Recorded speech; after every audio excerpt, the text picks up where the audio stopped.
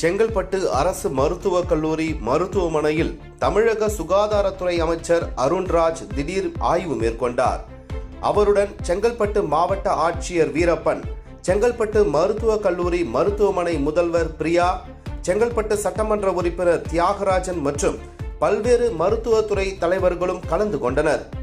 செங்கல்பட்டு மருத்துவமனையில் பல்வேறு பிரிவுகளை நேரில் பார்வையிட்ட அமைச்சர் அங்கு சிகிச்சை பெற்று வந்த நோயாளிகளிடம் அரசு மருத்துவமனையில் வழங்கப்படும் சிகிச்சை மற்றும் அடிப்படை வசதிகள் குறித்து கேட்டறிந்தார்.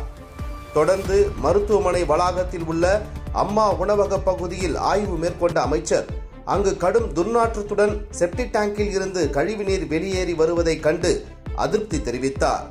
உடனடியாக அந்த பகுதியை சுத்தம் செய்து சுகாதாரமான சூழலை ஏற்படுத்த அதிகாரிகளுக்கு உத்தரவிட்டார்.